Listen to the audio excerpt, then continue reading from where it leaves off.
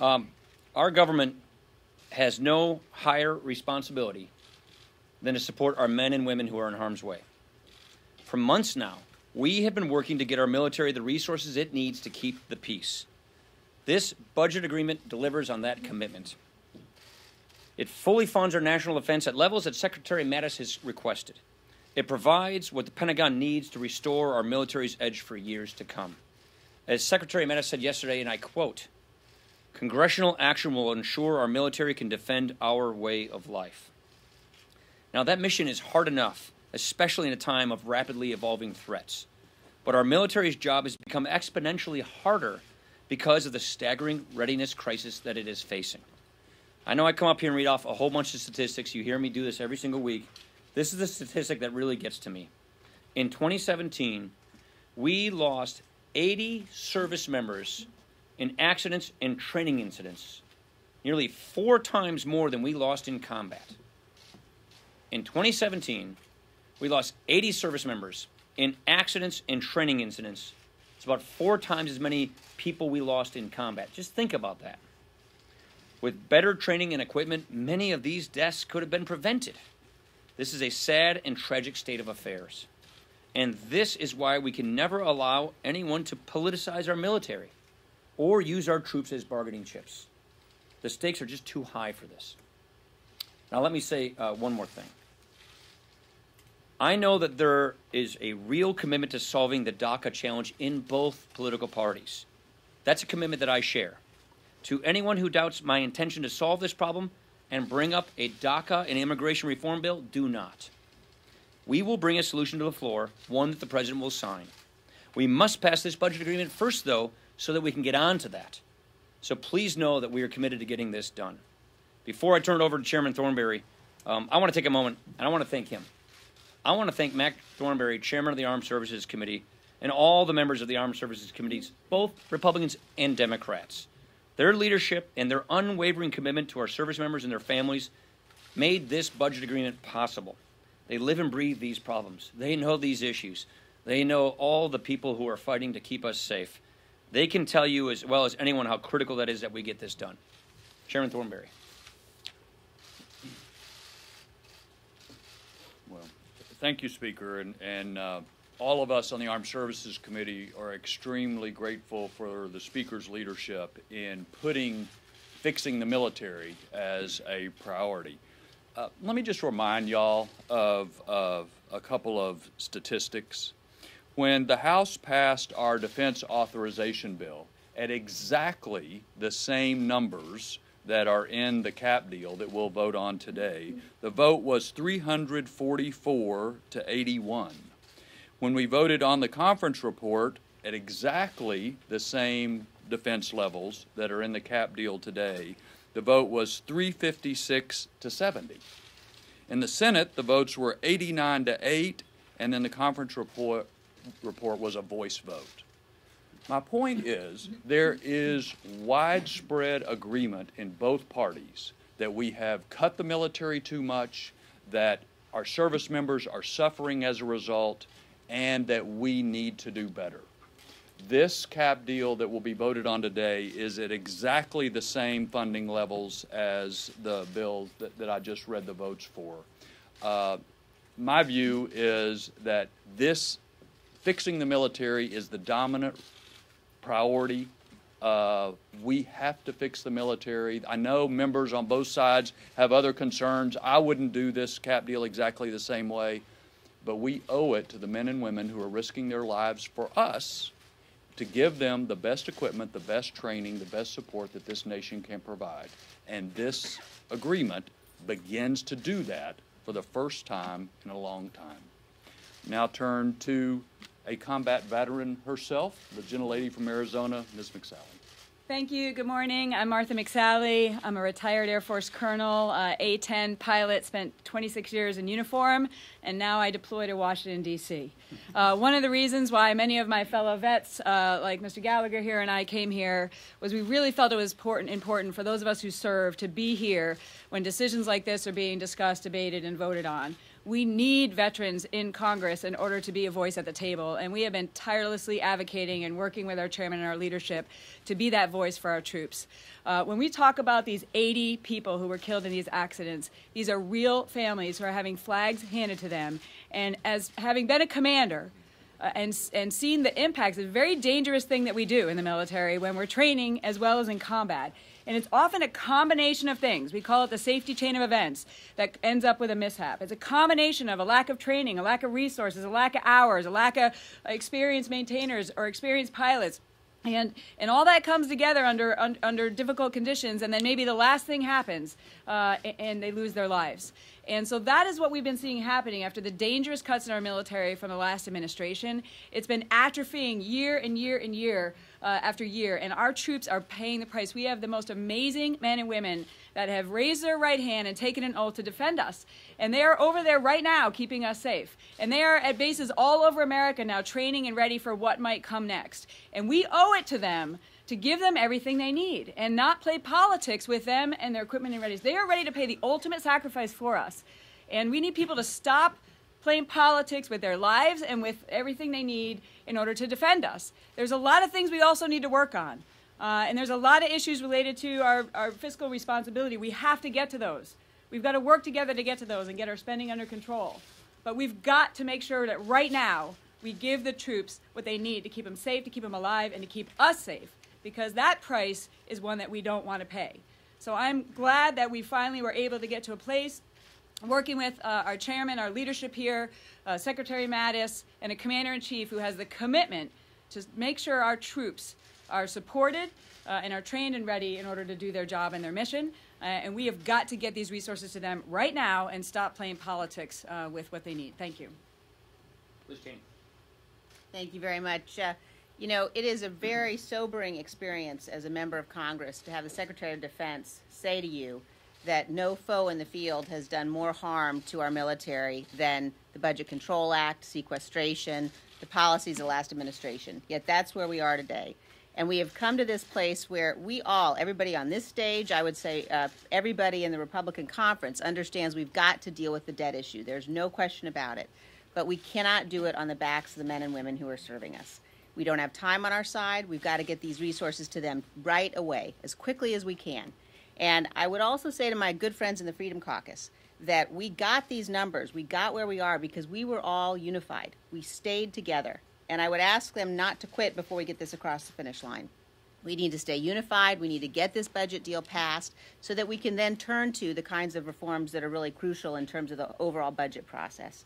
It's fundamentally important. And as we are having these debates as Republicans, as members of the House, I can tell you that we all keep very much in mind the moms and the dads out there, some of whom are in our own conference, whose sons and daughters are deploying.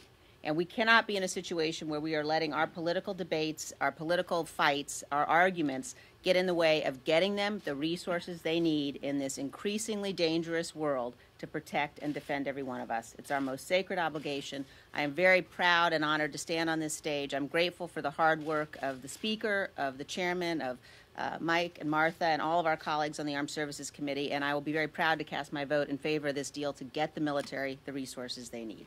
Thank you. Mr. Mike Gallagher from Wisconsin. Thank you.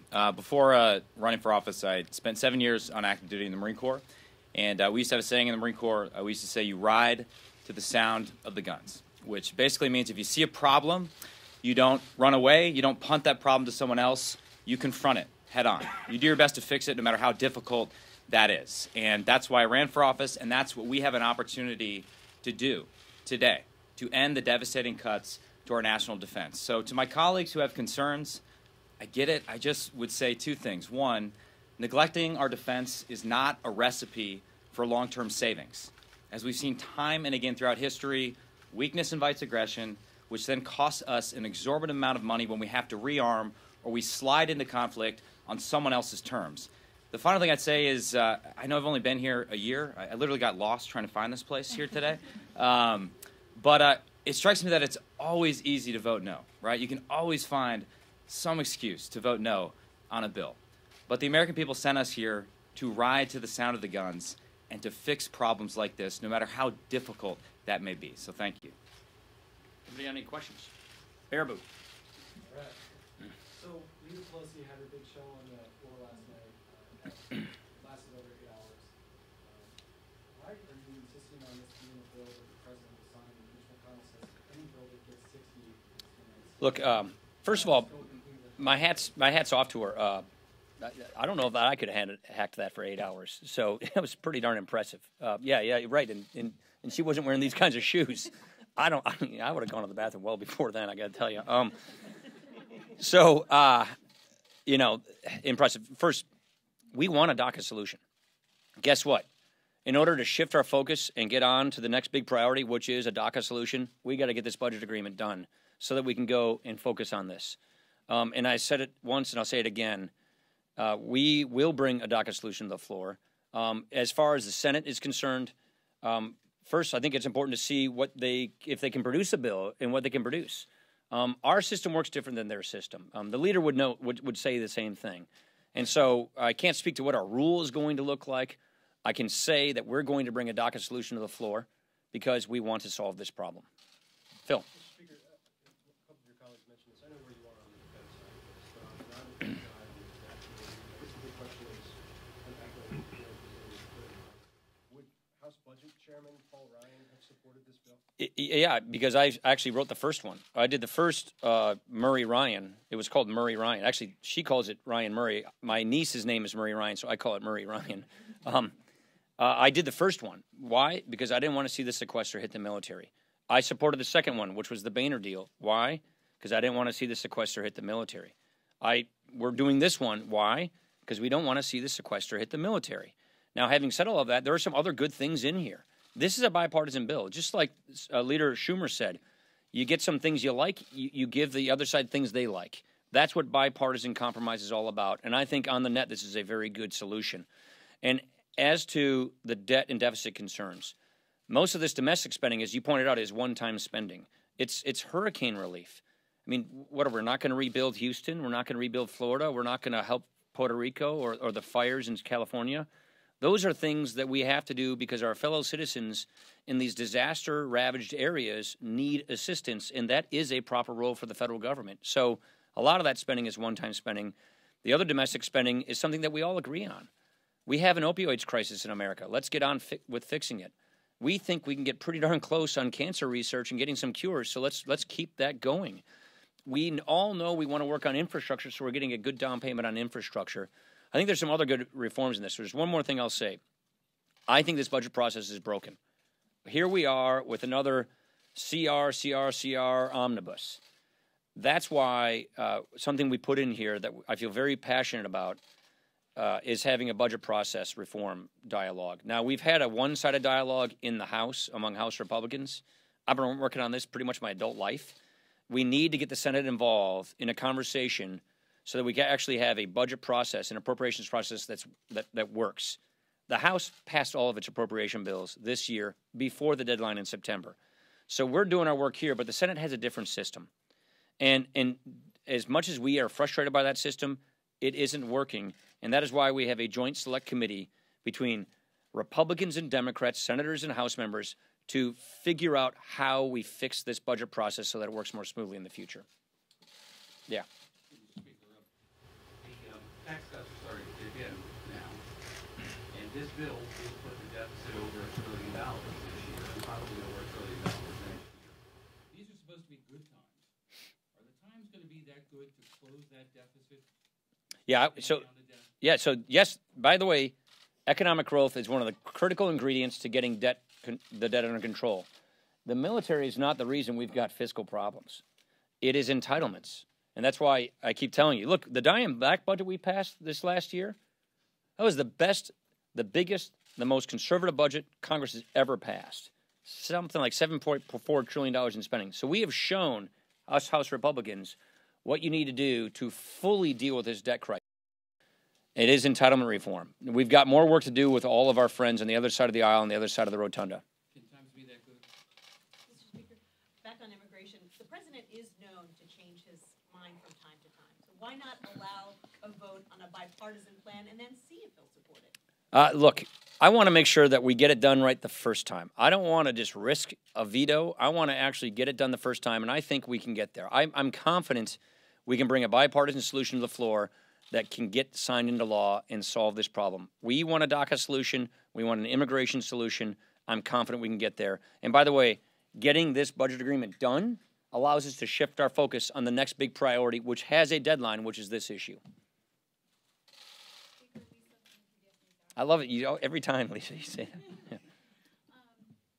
There is a great deal of spending in this bill. You're speaking to why you're supporting it. But I'm wondering if you think these spending levels are sustainable after these 2 years, or is it in another budget cliff? And I'm also wondering if all 5 of you have read this bill. This is a very short turnaround for a very large bill. Yeah, so obviously we were very involved in this.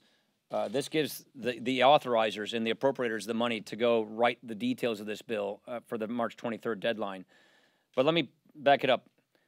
Remember why we have the BCA in the first place. Remember the old super committee? Remember when President Obama said, we'll set up this super committee to go do entitlement reform, and if that doesn't work, then this thing kicks in? That's what happened. So the original plan, which never came to being, and we can go point fingers, but the fact is it didn't happen, the entitlement reforms that were necessary did not occur, and then the sequester kicked in. So the sequester is a very crude tool which puts the cuts where they don't belong on our military, and we need to get back to focusing on the true driver of our debt crisis. It's really healthcare inflation, entitlements. These are very important programs that were written in the 20th century that aren't working the way they could and should in the 21st century, which are giving us a debt crisis, combined with the fact that we've got a demographic challenge. We got baby boomers retiring and fewer people following them in the workforce. We have to face up to those challenges and deal with it. And that's why cutting the military doesn't solve the problem. We could get rid of the military and we still would have a deficit. That's the point. So are you saying these are Casey. sustainable longer term if there's entitlement reform? Casey. Just make sure I understand. Yeah, you get entitlement reform, you can solve a lot of these problems. Mr. Speaker, on immigration, there's been a lot of speculation about your own personal future here. This is an issue that has bedeviled Republicans. You have passport rule, all of this. How does your own personal future play into your decision? It doesn't. Issue right now? It doesn't. Not at all. Not at all. I don't think about it at all. I wanted to ask you about that tweet over the weekend highlighting Oh. the You know what I know? The average family of four in America is getting a $2,000 tax cut. You know what I know? We've got billions of dollars that are going into bonuses. Jana and I were working the concession stand at St. John Vianney last weekend, and a friend of mine from our parish working at Home Depot came up and said, thank you very much for this raise. This is putting real money in my pocket. That's what I know. Thank you very much.